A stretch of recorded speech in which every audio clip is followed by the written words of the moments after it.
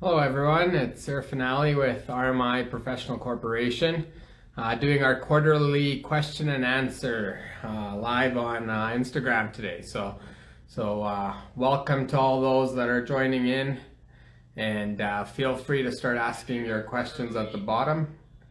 And yeah, today I wanted to just start by, we had some questions come in earlier, of course, so I'll start touching in on some of those. But I'm sure there's lots happening, and just to give you an update on us and the accounting world, we just finished our busiest time of year in April, of course, with the personal tax deadline. So we finally get back to more of a normal busy life, as I like to call it, as we'll still be fairly steady going into May and June before we finally get a little bit of time off in summer. So welcome to those that are joining. As always, it's Irfanali with RMI Professional Corporation, and we're just doing a one-on-one for any questions you might have relating to the accounting world. I know in today's world there's lots that's happening between the stock market downturn this year at the start of the year, as well as for those that invested in the cryptocurrencies. We're seeing a bit of a downward trend in that space as well right now. So I'm sure there's lots of questions around different investments and pieces like that. So our first question's already come in, and can you explain what are considered taxable crypto events versus non-taxable events? And thanks for the question, and it's a very hot topic these days in terms of taxation of cryptocurrencies. So CRA's standpoint on this is that cryptocurrencies get treated like any other investment portfolio. So if you're carrying the cryptocurrencies for long term, they get treated as capital gains. If you're very active in the trading and you're doing multiple trades a day, and it's creating more of your own job, for example, is playing out the cryptocurrencies, then that gets treated as active income. Now, for those that are a bit more familiar with cryptocurrencies, you might be familiar with things like staking and elements like that, or mining, and those are considered active income because you're earning income as you, sorry, not active income, but they're considered regular income for you. They're regular taxable income, not taxable capital gains, because you're earning that income. Some of it can be passive in nature as well, which could have an impact if you're holding it through a corporation, for instance, because of the tax treatment on that end. So yeah, cryptocurrencies, there's a lot to talk about there for sure, and I'll touch on more questions as they come in. But if you do play in that space, feel free to reach out and talk about your spot specifically. I know as new things come out, there's NFTs, and some people are breeding NFTs, for example. So there's lots you can be playing with, and there's tax treatments for all kinds of stuff around the space. So it can get very specific. Another question there, I bought some cryptocurrency last year and started trading. Will my gains and losses be taxed as capital gains? So I did touch a little bit on that, but basically if you're a long-term, for example, holding it, you buy some Bitcoin, you didn't trade it at all, you kept it for a full year, then yes, then you will get it treated as capital gains when you trade them to a different currency. If you've done a lot of trades throughout the year, if you're very active in business in terms of the cryptocurrency space, then unfortunately it won't be capital gains. They'll get treated as regular income. So it becomes really important in terms of how you're actually investing to determine what the tax treatment is. And one very important point on cryptocurrency here. So CRA doesn't look at when you convert it back to fiat currency. Matter of fact, the taxable event occurs when you're trading any type of currency to another. So for example, if you trade Bitcoin to Ethereum, that can trigger a capital gain or capital loss for you. If you trade Ethereum to a different currency, let's say DOT, for example, that can trigger a capital gain for you.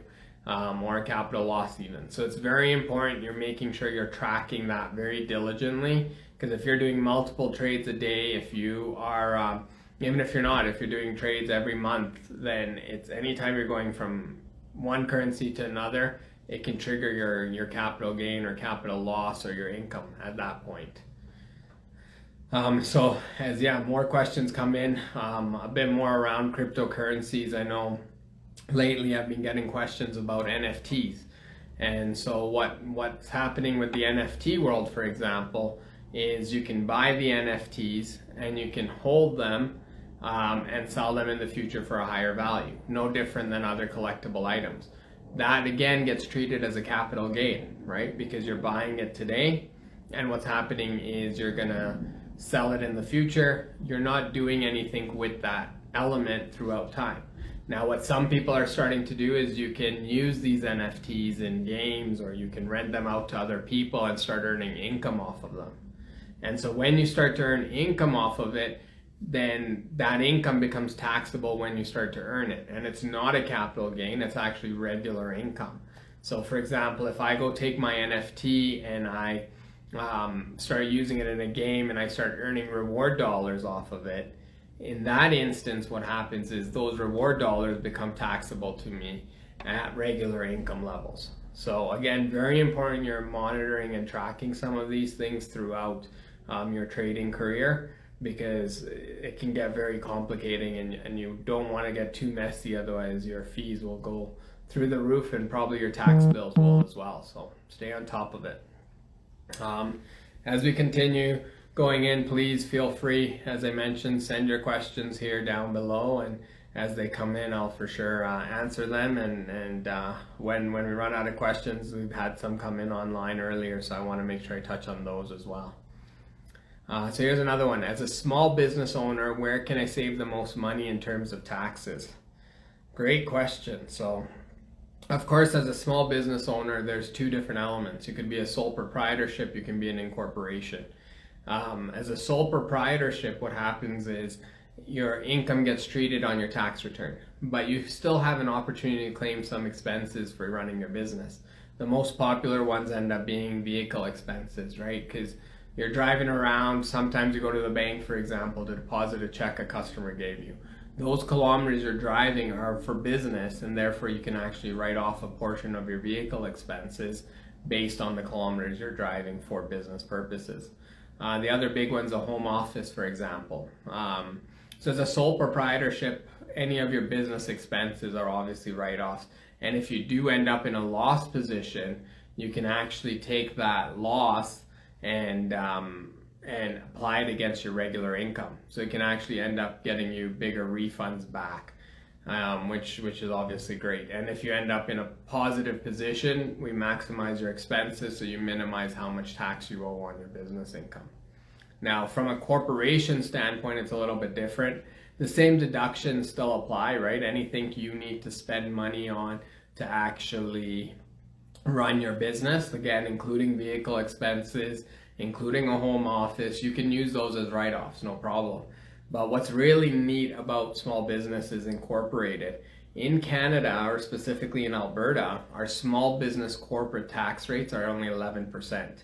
What that means is you're paying only 11% tax on your first $500,000 of income. And why that's important is this, is if you look at our personal rates, your average personal rate is 30 to 40%. So the more money you can keep in the corporation, the more you keep inside your corporate structure, the more tax dollars you save. And so there's lots of different strategies about how you can set up your structure.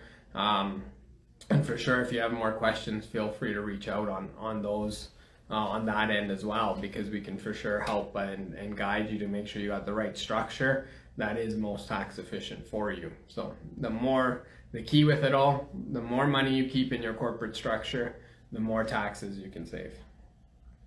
Another question there, how can you as an accountant help me grow my business? So that's a great question. And for me, I'll tell you a little bit about my background too. And when I was in high school, I knew I wanted to go into business school. Matter of fact, I didn't even consider a world outside of that. So I've always been interested in business.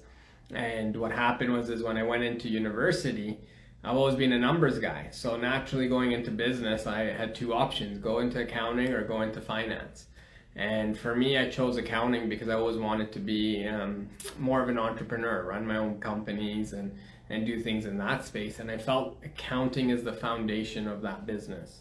And so I went into accounting, and that's where I obviously got my background. And so when we're talking about how an accountant can help grow a business, it's ultimately that, is really establishing the foundation of your business. Really understand what your numbers are and really understand what's working and what's not, right? And the key with it too is it's not an element about only looking at the past, but also looking going forward. And so having a good accountant in your corner, you can having a good accountant in your corner, you can help project out what things are going. You can start to make changes quicker in your business before they end up in a position where it's costing you more money. So for sure, having a good accountant can help you go a long way with your business. What are some of the e-commerce accounting challenges and what to pay attention to? Oh, that's a great question.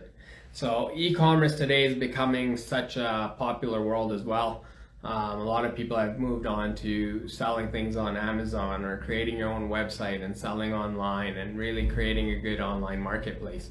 Of course, COVID has helped accelerate this process, I would say. And so we're seeing a ton of people in terms of the e-commerce space. And the biggest challenges in e-commerce right now is data tracking. Some people are doing millions of dollars of sales online, which is fantastic, but it's how do you make sure that can flow and make sure you're still getting your data to be correct at the end of the day, because you still have to file a tax return and you still need to report your revenue to CRA and you still need to pay your taxes. So if you can do that in a clean manner, that's what's going to be key. And so what we talk about a lot to our e-commerce clients is setting up the right bookkeeping process. Of course, with everything being online, there are ways and methods to automate a big chunk of this, but there is also a lot of details you need to pay attention to, because a lot of times when you're selling online, you might be selling smaller dollars, but for a ton more volume. And because bookkeeping is very much a volume game, it can end up increasing your bookkeeping costs if you don't have the right system or structure in place to make sure that that is following along with your sales. So I hope that answers your question there. Another question is, what are the legal implications of NFTs? And so from an accounting standpoint, NFTs, so for those that aren't as familiar with what NFTs are, it's a form of cryptocurrency as well, that basically you're buying an asset that's online, a digital asset. And so from a tax standpoint, they get treated no different than any other asset a company might acquire, right? So if you buy an NFT today and you go sell it in the future for a gain, you can have a capital gain on it. If you're doing different things with NFTs, so for example, using them in gaming systems or using them to rent out, in those spaces specifically, you can you'll have regular income coming in, right? Because if you're actually earning income off of the NFTs, then of course you'll end up in a spot where that becomes regular income for you. What is the best way to account for my crypto transactions? Are there softwares that can be used? For sure. So there are a few different ones that have actually come out that help track your crypto transactions. One we use quite often here is called cointracker.io. There's another one called Coinly. And I know there's about 3 or 4 now, and these softwares are essential because what they'll do is they'll link up to your exchanges, they'll link up to your ledgers, and they'll give you full details of where your transactions are. What's really important is you're reviewing those though, because sometimes it might not capture if you've gifted some money out, if you've put money in. You want to make sure it's all being captured correctly in order to come out with where your actual asset base and your gains and losses actually end up being. So there are a few out there, and I'd highly recommend using them because they do help streamline a lot of this piece of it. So another question here, can you give us a simple explanation of the TOSI rules? There's always TOSI diagnostic to be signed off on T1. I signed off but don't understand why. Thanks. That's a great question. And so for those that don't know what the TOSI rules are, is TOSI is tax on shared income. And what in general has come about was in 2017, the new rules that came into play, around taxation included taxation on when people are sharing income for not for equal work. And so what was common practice prior to 2017 is you might have somebody who's earning good income, they might put their kids on payroll, they might have their wife or spouse on payroll as well. And what was happening is these new rules came in to say you can only share income from your business when there is work that is being done. So for example, if I'm a doctor and I'm making myself $500,000 a year, I can't go and put my wife for $250,000 salary and put myself for $250,000 salary, because the work is not actually equal. Right now, if she is helping out on the back end and doing some bookkeeping and being an office manager and elements of that, we can pay her a salary that is fair for the work that she's doing. Well, I can take a salary that's fair for the work I'm doing. And so ultimately, from a high level perspective, that's kind of the simplest explanation is when you are receiving income that you haven't done work for, then that's considered TOSI and you get taxed at the highest tax rates. So hopefully that situation doesn't apply to you, and if it does, then it's great to reach out and chat further, because there are different elements of how you can minimize that extra tax that you would be paying on the TOSI piece. So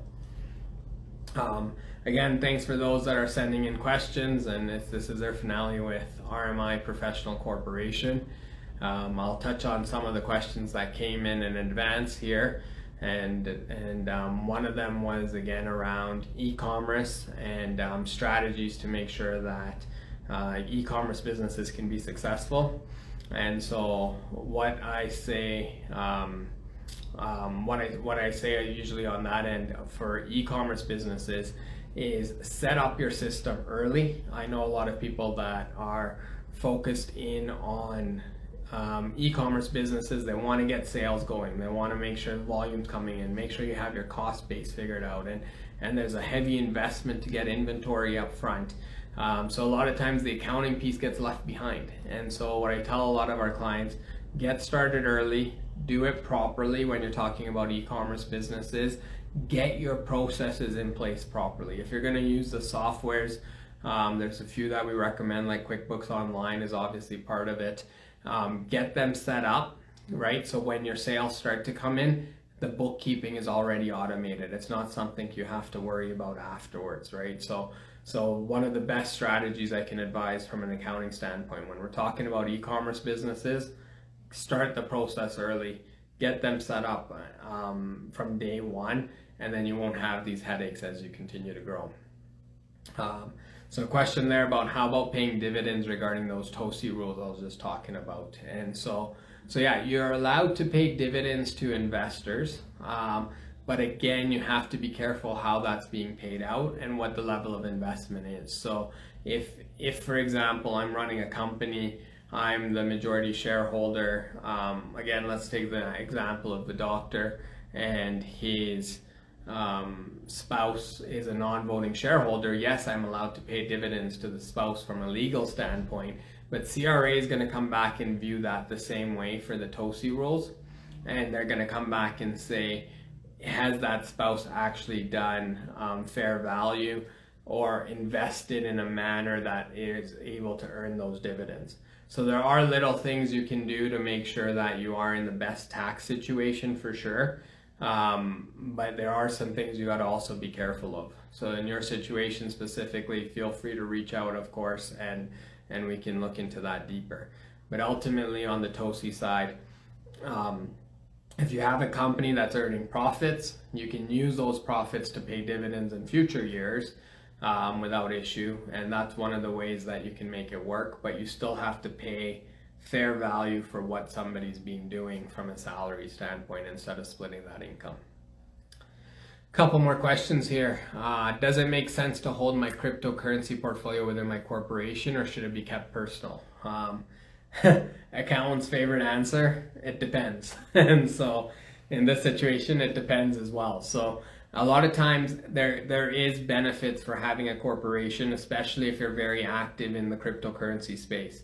We've done that with some clients where what we've done is we have gone in to use their corporation for all their trading, and because they're active in nature, you do actually save some taxes because you're only paying the 11% tax on your first $500,000 of income, as I touched on earlier.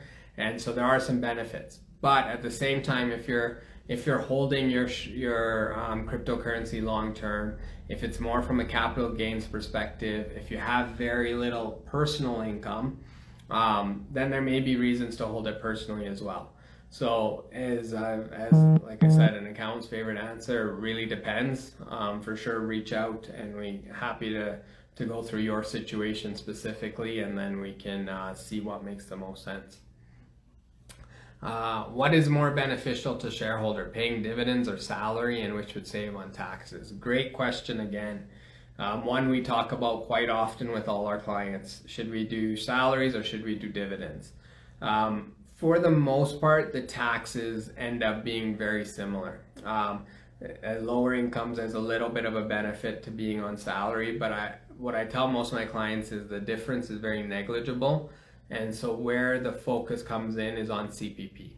So if you're on salary, if you're taking payroll, for example, then you have to contribute into CPP. And of course, if you contribute into CPP, you'll get a bigger CPP once you retire.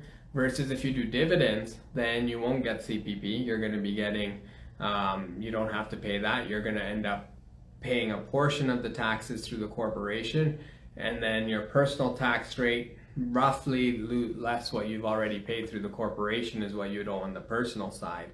And so from that element, what becomes really important is there's no CPP contributions, so you do save that money. But if you're not going to contribute into CPP, you're also not going to get any once you retire, or not get as much. And so it's really important, if you are doing dividends, do some of your own retirement planning. And it might be worthwhile to save some of that money inside the corporation to use for your retirement, because you won't be getting that same CPP money. Another question here, what are some of the challenges you see governments having when it comes to regulation of cryptocurrency? Oh, great question. And so right now I get lots of questions similar to this, is can the government see my crypto assets, and are they going to come back after us on this? And the answer is cryptocurrency is taxable in Canada. There's no doubt about it. CRA is working with to be able to get better exposure in this space for sure. And what we've seen is they're starting to go after some of the exchanges to start reporting the data back to them in terms of who's actively trading and who's holding cryptocurrency assets. And so as this becomes more popular in this space, I can for sure see the government's getting more access to the information. So it is important that you are reporting this and staying on top of your gains and losses in the cryptocurrency space. What I see happening with the industry long term is no different than if you're invested in the stock market. The companies you invest with are responsible for issuing you slips for dividends, capital gains, and I can see something similar coming down in the same cryptocurrency space in the future. So there are some challenges for sure for the governments needing to have the technical expertise to keep up with the changes, but it is happening. So it is coming down the pipeline for sure. Are there any tax breaks on cryptocurrencies in Canada? Not really. It is treated as regular investment income. We can talk about different techniques like any types of investments of deductions. So for instance, if you are very active in the cryptocurrency space, then buying your ledger, buying a computer, buying any anti-malware softwares and antivirus softwares and things like that, we can really justify using those as expenses if you're active in business, and we're treating your cryptocurrency as active business expenses, or business income. So you can claim a lot of those expenses to offset some of the taxes. But beyond that, when we're talking about cryptocurrency, if you're a long-term trader, you're buying Bitcoin, you're holding it for 1-2 years to see where the gains come in at, there's not really a ton of other benefits for the cryptocurrency side other than your regular deductions against investment income. Are NFTs and crypto taxed the same way? Very similar, I guess. It depends on what the treatment and the activity is, right? So NFTs might be something you're holding longer term, and then they get treated as capital gains. Again, as I mentioned, if you're renting it out or something, it's more active income. Similar to if you're got cryptocurrency and you're holding it long term, it's a capital gain. If you are holding the cryptocurrency, if you are doing things like staking or mining, then that becomes regular income for you. So where do you see the crypto market going in 2022 and beyond? Well, that is a very good question, and I wish I knew the answer, but from my involvement in the space, I think there is still a very positive outlook long term. We've seen investments in terms of the stock market take a dip at the beginning of 2022. The same is happening with the crypto market. But long term, what is really interesting is not so much about the cryptocurrencies, but what the technology is bringing out. And we're seeing a whole new level of things that are available to us online, in terms of even if you're looking at some of the stuff that's available in the virtual worlds, where you can go and buy your own office space inside a virtual world now, and where things are going from with the virtual goggles and the 3D space. And there's just so much happening in technology advancements, and the blockchain is kind of the foundation of the next wave of technology that we'll see. So I have a very positive outlook in the space. Obviously, a lot of the coins that exist today won't be there a year from now or 5 years from now, because they're just not backed by solid things. But if you're investing in some of the stronger project-based coins, there could be some good potential, of course. And I myself am invested in some, so I am very optimistic in where the future is going with it. How do I calculate cryptocurrency gains? So very simple, I guess, would be whatever you're buying the asset for, convert it into Canadian dollars. So if I buy Bitcoin today, I look at my Canadian dollar currency amount. When I go sell it, I look at the Canadian dollar amount again, and that's what my gain would be on that transaction. Now you can imagine if I'm doing this between Bitcoin and Ethereum, you have to factor in your fees that you're paying on the transactions. It can get very complicated. So I did touch on some of the tools that are available for tracking these capital gains and income and things like that, and I'd highly recommend it because they can get very confusing on that piece.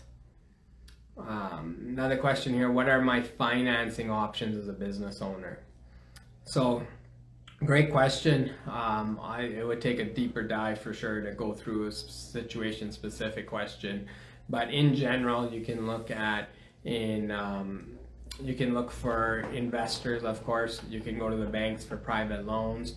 You can use your own financing, friends and family, lots of different options. But a lot of times each one has its advantages and disadvantages. If you can use your own money, for example, you can keep more equity in your business. If you get a loan, there's a little bit more risk to you, but then again, you're keeping the equity for the long-term growth of the business. And if you get investors, the nice thing is you take on a little bit less risk, but then at the same time, you're giving up some of your equity in your company. So I can go into more detail in specific situations for that one, if the questions do arise. So once again, this was Irfanali with RMI Professional Corporation. Thank you for everyone who joined on the call. And as always, if any other questions come up in the future, feel free and do not hesitate to reach out. Thank you, and I hope everyone has a great day.